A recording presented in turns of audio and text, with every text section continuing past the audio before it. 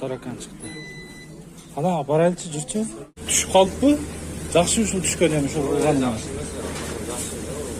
Бул эми канча адамга жейизиңер ушундай боюнча карап ким текшерүүлөр чыкпай атса мына турат да.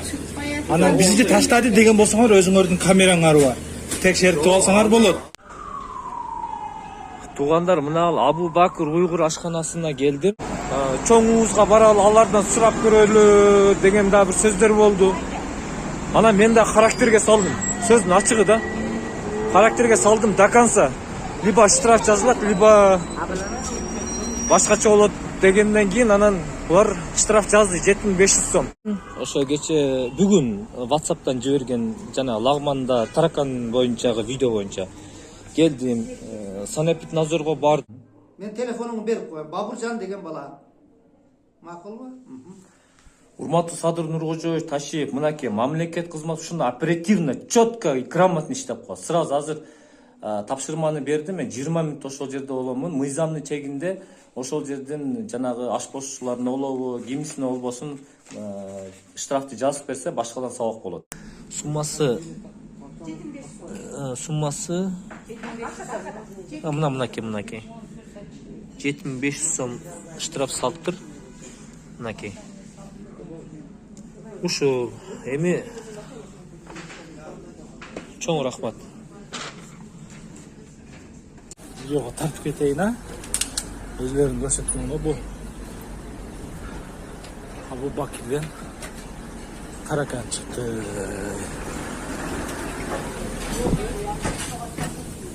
Мынаңардан Таракан чыкты да. Ким пауыр ким? Өзөткөн Абу Бакирдин Таракан тамагы. Шепауыр сенбе мынан немесин жасаган? Анаңардан Таракан чыкты го.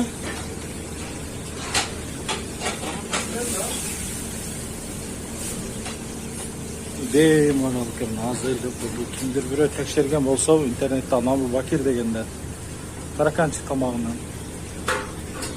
Түшүп калыппы? Жақсы ушул түшкөн эми ушул кылгандан. Бул эми канча адамга жейизиңер ушундай боюнча карап ким текшерүүлөр чыкпай атса мына турат да. Анан бизди таштады деген болсоңор өзүңөрдүн камераңар бар. Текшерип алсаңар болот. Кеңире. Аны ойлойбуз эле.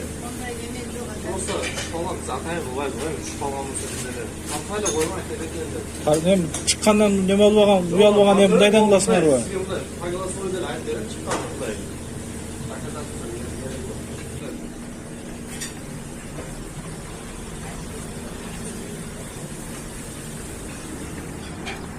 Ha?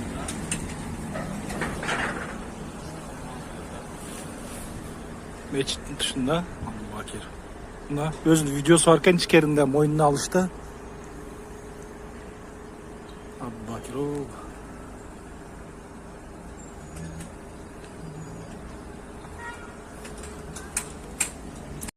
WhatsApp'tan bir материал келиптир. Ош шаарында Занябидон районунда Абу Бакирдин лагманканадан. Ошо тамак ичип атса, лагман ичинен курт чыгыптыр. Анан эми азыр мына мамлекет кызматкер мекемеге келдим, Санэпиднадзорго келдим. Мына азыр бул жакта мамлекет кызматкер чара көрөбүз деп атат азыр. Бирөөлөргө чалып атат. Как раз ошол жакта рейд жүрүп атыптыр. Ошон үчүн туугандар, эми сиздер ооба. Кайердесиң азыр? Сен өзүң мала сататасыңбы? Абу Бакир мачтын алдына келгин. Азыр мен атың ким эле? Бауыржан. Бабуржан деген неме бар, как раз Абу Бакирдин лагманынан неме чыгыптыр. Курт. Жөргөн үчпү куртпу бир жаныбар да. Ким бар жерде дейм? Ким бар? Чыксынчы мага жумага сразу. Айтып коюңуз мага чыксын азырчы. Азыр. Бул ака мындай экен, бул WhatsApp'тан жиберген, сиз талап кылып чара көргөздүрүп бериң деп атат бизден. Азыр чара көрөбүз. 1 сааттын ичинде болот. Рахмат. Ошк районунда болсо Абу Бакирге келгиле, азыр сага бирөөлөр бар, как раз ошол жерде арыз бар экен. Сразу моментально мера көргүлө, и сразу протокол.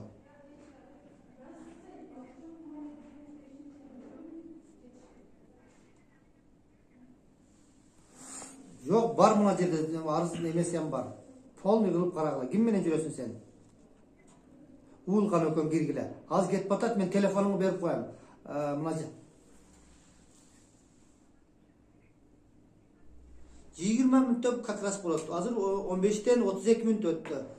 4-кө 10 минут калды ошол жерден. Мен телефонумду берип коем. Бабыржан деген бала. Макулбу?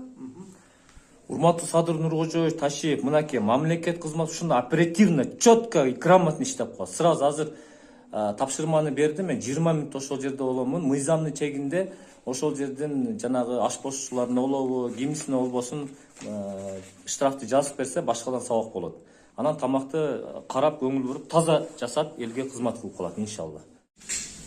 Мына биз Абу Бакырдын ылагманканасындабыз, мынакей. Тамагы эми Кудайга шүгүр жакшы эле экен.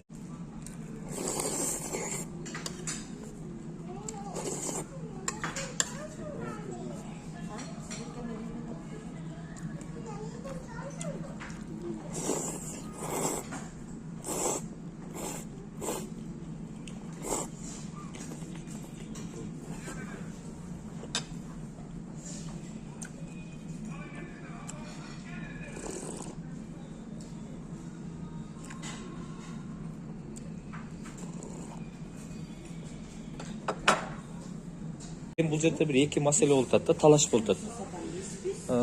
Бирөөлөрү азыр бир эки кызматкер булардын санэпиднадзорунда отурган эки эженин иши штраф сала албайт мыйзамсыз. Биз карайбыз, арыз жазып берсе, ошо видеодогу материал боюнча биз прокуратурага сунуш беребиз. 2 жумадан кийин анан кийин возможно чара көрүлүшү мүмкүн деген азыр мына жерде пикир келишимсиздиктер болуп атат да. Мынал эже санэпиднадзордун кызматкери. Жанагы жанында отурган, бул жерде отурган эже дагы эки эже. Азыр ушул Абу Бакыр кафеде болгон жана видеодогу окуя боюнча мен арызды жазып бердим. Мына менин арызым. Көрөсүңөр? Мына менин арызым. Мына кайсыл? Мынакей. Мынал менин номерим. +996 702 69 64 87 номер менин номерим. А мага WhatsApp'tan кайсы номерден келген номерди да жазып атамын. Видео материалда факт боюнча анан мынал арызды мен ошол тиги пострадавший ошол видеодогу жарандардын атына мен мына арызды жазып бердим. Эгер ушул мыйзамсыз болсо анда мени жоопко тарта берсин. Эми бир ушул жерден бир болбогон бир кичине бир немени штрафты жазып берейин деп бул жактан санэпиднадзор келип атса, бир эки аял сыртта жүрөт азыр. Прокуратуранын уруксаты болбосо силер арыз жаза албайсыңар деп бул эки эжени коркутуп атат. Бул маселе чечилбей атат. Эми ким жазат азыр арызды, каяка барабыз, эмне кылабыз билбей турам. Азыр бул эжелер жанагы жогорудагы санэпиднадзордун башчысы ака ким эле мен тарткан видеодогу врач. Ат ким? Мама Расул байке. Бул эки кызматкерине тапшырма берген. Мыйзам чегинде чара көрүп арыз жазгыла. Видеону көрдүк. Арызды ошол Бауыржан жазып берет деп. Азыр чечише албайт экен. Кандай кылабыз эми билбейм эми.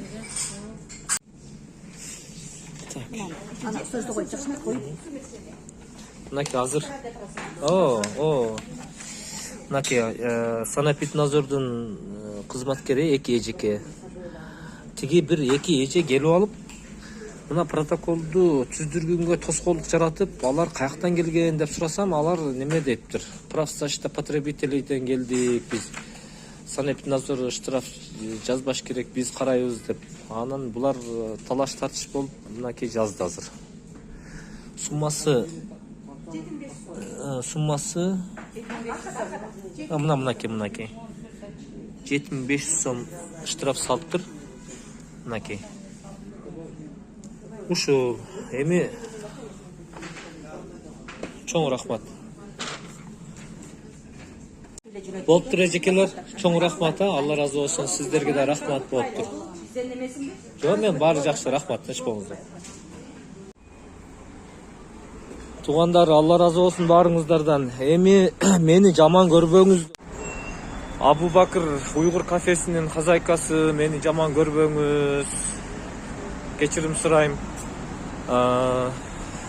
Санэпиднадзордун эки кызматкер эжеке сиздер да жаман көрбөңүздөр. Анан аларга тоскоолдук жараткан белгисиз бир эки эже келиптир. Сырттан мен таппай калдым. Алар болсо профзащита потребителден иштейбиз.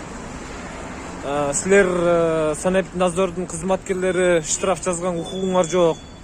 Биз сунушту прокуратурага беребиз. Алар карайт, 2 жумада жооп берет деп бирдемелерди айткан имиш. Анан булар коркуп туруп калды.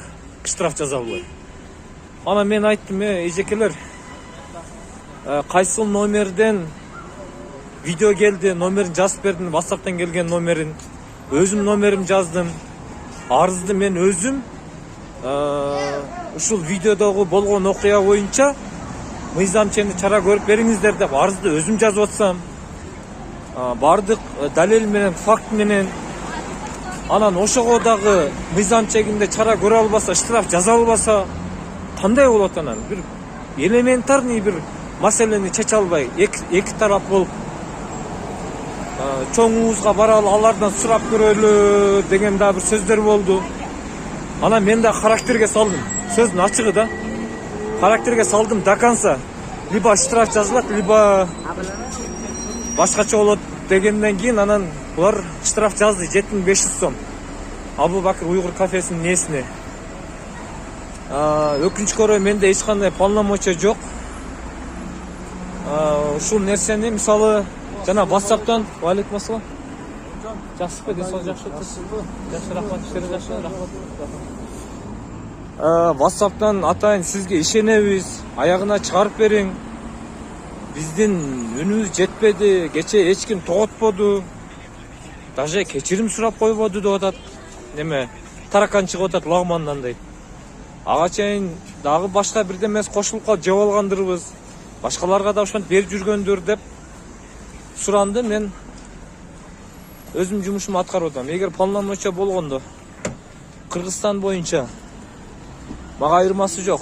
Президент жөнүндө болобу, депутат 120 депутат боюнча болобу, сот, прокурор, түрмө, кандай гана бир чечилбеген маселелер болсо, эгер полномочия болгондо, менде укук болгондо бир күндө тазалап салмакмын бардыгын. Сонун болмок, бардыгы жакшы болмок. Бирок ошого карабастан колумдан келгени ушул болуп атат. Эми капа болбойсуздар, ошон үчүн азыр мына мамлекеттик чоң окуу жайда окуп атабыз, билим алалы, көп нерсени үйрөнөлү. 5 күндүк өмүрдө Кыргызстанга кичине болсо да салымыбызды кошуп калалы, кызмат кылып калалы деп. Анан ошо Кыргызстан боюнча эгерде кандай гана бир маселелер болбосун, айтсаңыздар болот, кайрылсаңыздар болот. Колумдан келгенче мен иншалла кызматка даярмын. Баарыңыздар жакшы көрөмүн. Ассаламу алейкум ва рахматуллахи ва баракатуху. Колумдан келгенче кайсыл жерде кандай жумуш болбосун мыйзамдын чегинде так жана туура иштеп бермекмин. Азырынча менде эч кандай полномочия жок тугандар. Жарандар кайрылса колумдан келгенче өкмөттөн талап кылып иштеп берип атам мен азыр. Ошол. Анан маселе болсо кайрылыңыздар. Ассаламу алейкум ва рахматуллахи ва баракатуху.